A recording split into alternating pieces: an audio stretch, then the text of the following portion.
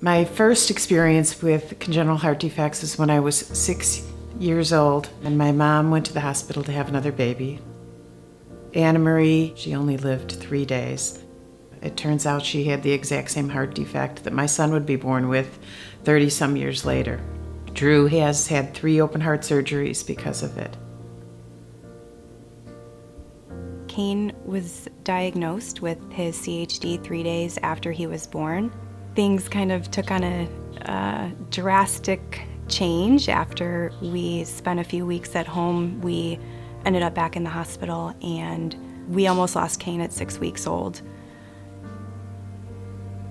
Everly was born last August, and she was born with a couple CHDs, interrupted aortic arch, and in the past year, she has had 3 open heart surgeries. Avery is 2 years old, and when we were 20 weeks in utero at our 20-week ultrasound, we found out that hypoplastic left heart syndrome. That is what Avery has. Avery is still in heart failure. Avery will require a heart transplant, and we're waiting for the other shoe to drop because we're not eligible for the 3rd surgery.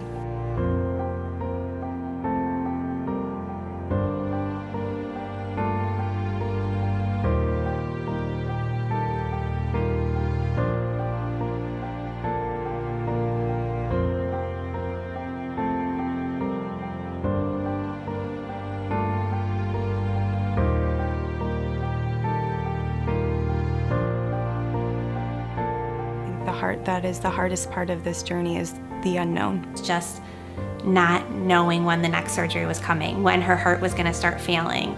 Not knowing, how long his heart repair will last. Not knowing if he will need a transplant at some point. There's days that it is a struggle to go on with my daily life without my son. I mean, he was the light of my life, and I try very hard to allow him to still be my guiding light.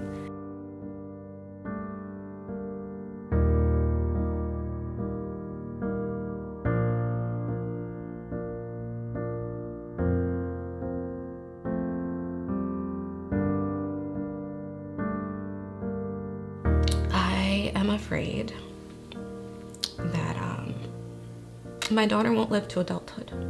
That's my biggest fear. Having his life cut short. That's the scariest thing. With CHD, things they can change at any minute. CHD throws a lot of curveballs at you, and just when we think we're going down one track, something comes up and it changes. I know that I will have to bury my child. It's just when I'm gonna have to bury my child. I feel like we're in a race against time. The last 2 generations of my family have had children with severe congenital heart defects. My daughters are now of childbearing age, and I'd like to be sure that it doesn't happen to them.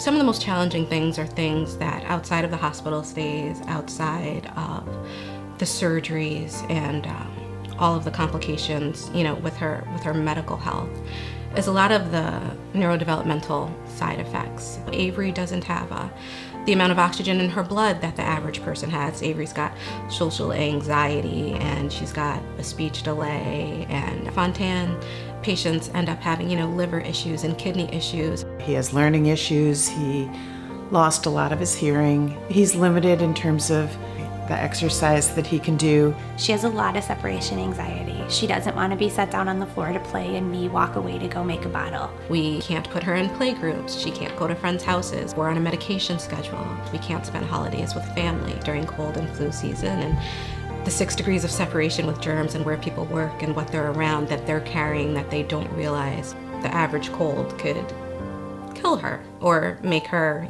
have to get the transplant sooner rather than later.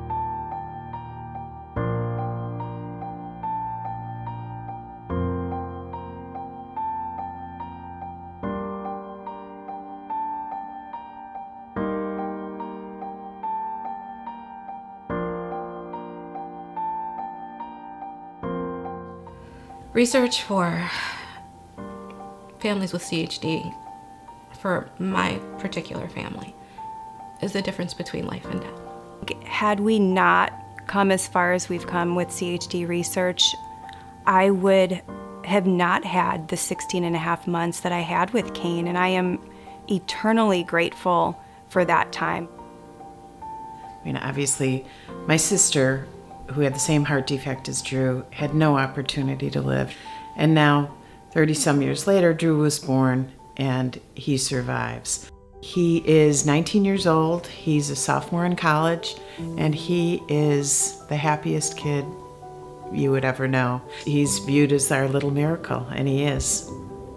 Everly's finally starting to meet family and friends, which she wasn't able to meet for the past year. She's very active. Just last month, she turned 1. We were able to celebrate at home, so we were thrilled. Things with Avery are great. She's a fun kid. She's our girl, but they're scary. I feel so strongly about advocating for children's heart research and for the mission of the Children's Heart Foundation, because not only does it help me get through every single day, but it helps me keep Kane alive. And if he were here, I know that he would want me to continue to advocate for CHD research.